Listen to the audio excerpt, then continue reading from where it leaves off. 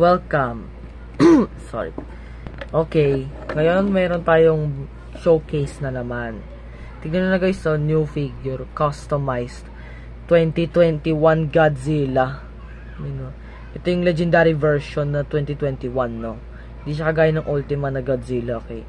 So, ito yung 2021 na Godzilla. Yan guys, so. 2021. Okay, tingnan lang ng camera. Okay. Ang ganda ng pagkakagawa. Kinulayan ko na lang ng gray. Kinulayan ko ng dark blue tsaka blue spots. No. Then kinulayan ko yung buong buntot. Ayan, no. Buong tail. Okay. So, guys, tignan natin yung figure. Okay. Showcasing my customized. Okay. Baka mahulog yung tablet, sayang. Mabigat kasi yung tablet, Hindi siya kakayanin nito.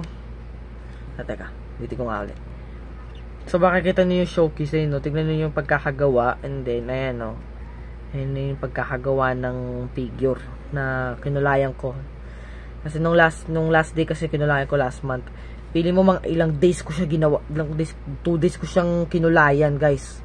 Days ko siya nakulayan gamit tong blue. No. Solid, nakaka-proud. Proud na ako, nakakatawa.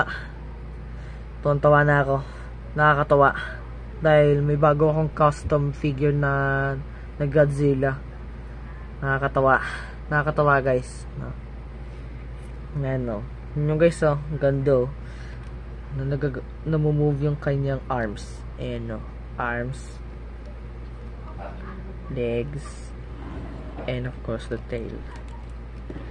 Ayan, gawin natin itong articulated. Ayan, no.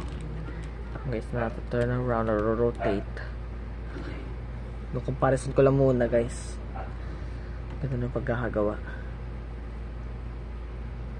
Okay, just click the subscribe now to the YouTube channel. Sana magustuhan nyo to, guys.